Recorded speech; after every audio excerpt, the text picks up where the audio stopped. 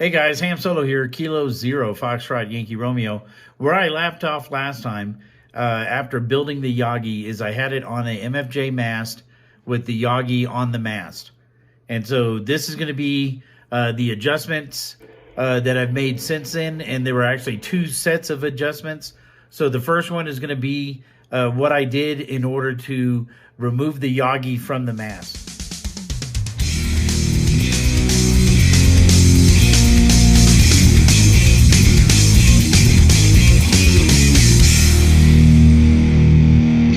So this is what happens when you don't have a good store in order to get brackets and everything from.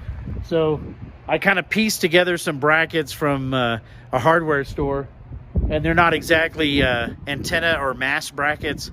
And so the PVC is turning against the mast, and I didn't want it to be too heavy on the Yagi side, so I put this bag on it with a rock in it. But yet the wind is still turning it, even though the black part is not moving at all. The PVC and the brackets are turning around the black part. And so I have it tied off with an electrical cord in the meantime, just to see if I could keep it stable long enough. It's winds right now, probably 30 miles an hour. And so it's swinging this whenever the wind blows. But that's kind of what I'm looking at. Dropped the SWR down to 1.5 by moving it out from the being in line vertically with the mast, and so that part's good. Whatever else is happening right here is not good, and so see how it does when I transmit later on. I was talking to Barry down there in Colorado Springs, W0MOG, and he recommended that I not have the Yagi in line with the mast because the mast was metal. And so he said to offset the mast and the Yagi by a half wavelength. And so, you know, I went to the hardware store and picked up some PVC, constructed almost like a goal post, and then affixed the Yagi to that. And I didn't have very good clamps, and so it is quite jerry-rigged right now. And yes, there is a wind load, regardless if it was on the mast or if it was on this PVC contraption attached to the mast. And so I've got a counterbalance on it, and right now I'm using an electrical cord tied to the other side of the goalpost to keep it from moving around. But I sent you all those pictures, so you should see that here in a minute. K0FYR. And so XCR returning. Yeah, I'm curious about the SWR now. I imagine it's probably running quite a bit lower SWR. Yeah, you know, now that I see that picture, Mike, I kind of jogged my memory. Anytime you're using a steel mast, metallic mast in the middle of a Yagi like that, yeah, it does kind of affects the SWRs and of course the radiation. Yeah, PVC pipe. Yeah, I read about that long ago. It jogged my memory that when you have a center-mounted Yagi like that, the metallic will greatly affect the performance of the antenna. Rather than, you know, an end-fed Yagi, I guess they don't seem to care, but hey, pretty cool, man. I like the counterbalance and the electrical cord. Looks like pretty cool. Which direction is it aimed? Back to you. Yeah, it dropped the SWR from, I think the low that I was getting in this frequency range was a 2.0 to 1.9, and it dropped that to about a 1.5 by doing this arrangement, because I think like what Barry was saying is that mast being in line with the Yagi was acting like another element, because it was basically a metal element in line with all the other elements. And the way that this array is they're switching 180 degrees. I guess the pattern or whatever. I have to go back and look at the terminology that they're using, but basically it's phasing at 180 degrees with every element. And I added an extra element which might have thrown it off just a little bit.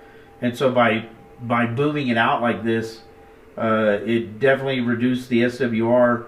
You're super clear as a bell. I mean, there's like absolutely no noise in your signal at all.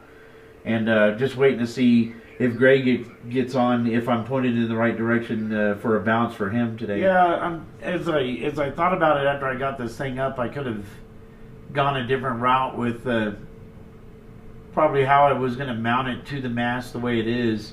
It's using two really ill-fitting clamps, and so it's leaning just a little bit, and it moves side to side, and the wind was kind of turning it, which is why I have that electrical cord tied to it.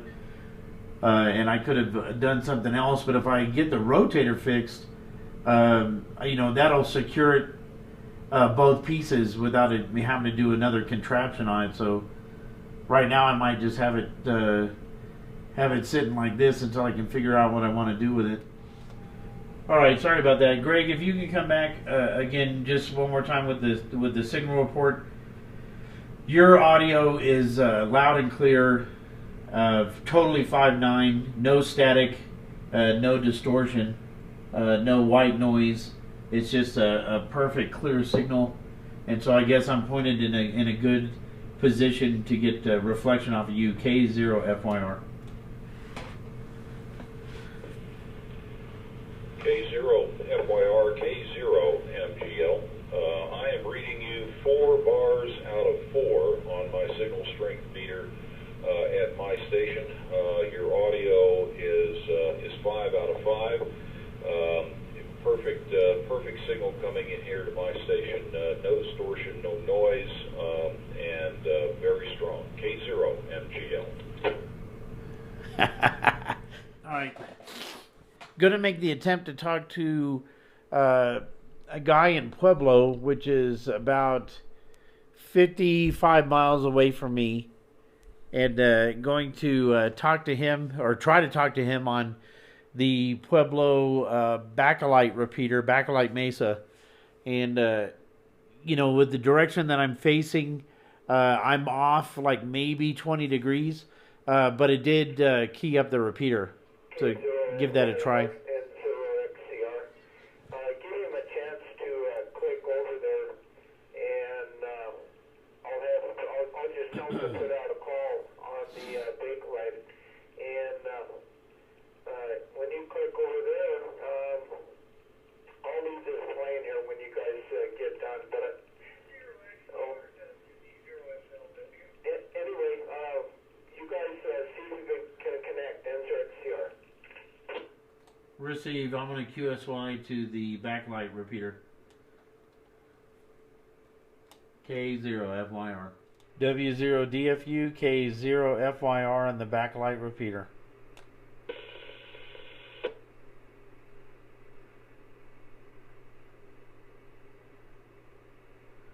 Huh. Doesn't look like it's holding the, doesn't look like it's holding camera. Doesn't look like it's holding the repeater channel. So, I don't know, maybe not. So on the morning net, we've got, it seemed, it's not a net, but on the morning little coffee talk, we seem to have at least 5 people on there right now, which is cool. So 220. So Yagi's still in the same place on the next day, and I'm pointing almost due south off of a little summit that I've climbed before that's about 3 miles away. And everybody that's on this coffee talk or whatever you want to call it in the morning is completely clear. No white noise, no static, full audio on anybody that of the 5 that are on today that are talking. no issue with that antenna receiving at all. And so have not had to move off of .500. So before we were trying to do .48, .46 in order for me to hear some of the people on the 223 simplex channels. And the last 2 days with it, with the direction that I'm at and the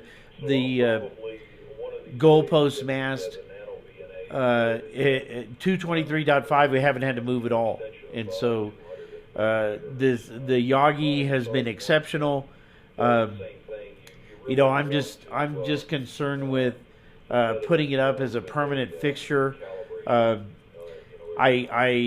The rotator that was even given to me that I'm still working on doesn't have a brake, and this thing seems to catch a lot of wind. And so you saw the pictures where I have it tied off right now with an electrical cord, and I wouldn't want this thing just spinning around on the roof. I mean, we get some really strong winds. I'm at the top of a pass, and so I mean, it's not unheard of to get 60, 70 mile an hour winds up here easy. And so I think if I were to put this thing up, I'd want to have a more permanent type of rotator that had a braking system or something like that in it. And so still food for thought of how I want to employ it. I don't have a problem with it sitting in the yard like this right now. You know, so that's something also. I think the wife commented on it, like, is that going to stay there forever? And so probably eventually going to have to do something to it. But 8 feet off of the ground, well, a little bit more now with that extension. Let's say that this thing is you know, upwards of 10 or 11 feet. Seems to work perfectly fine without it having to be up on the roof. For at least what I'm doing with it with 220.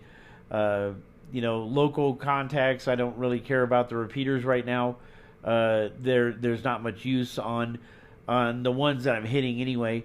And so I think it's fine for what it is and what I have to do with it. I obviously don't want the cable running through my sliding glass door and these kind of things, so I have to determine if I want to mount that somewhere. All right, have the Yagi, if you can see it.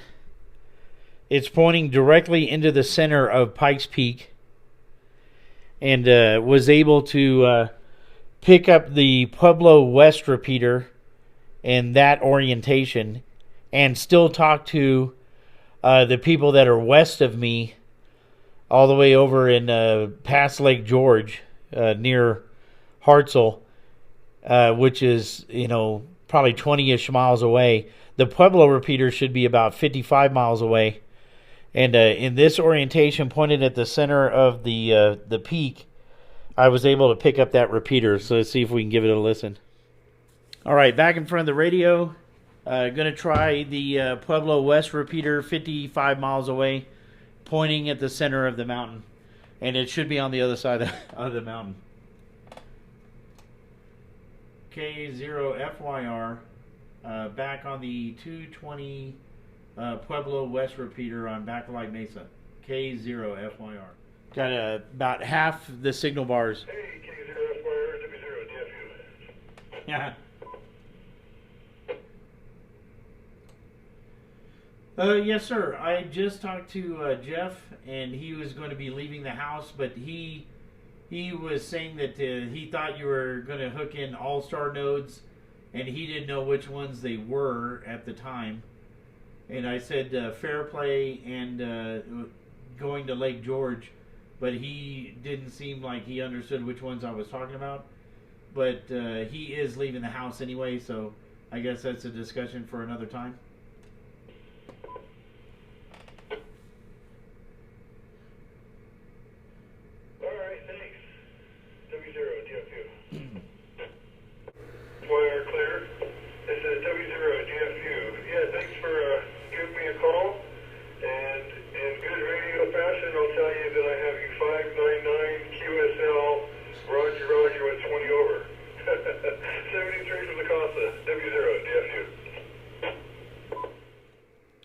right, so kind of the end of the adjustments to the antenna right now. And so got it pointed at 146 degrees facing the center of Pikes Peak, like I said. And I'm able at this point to hit at least three different repeaters for 220.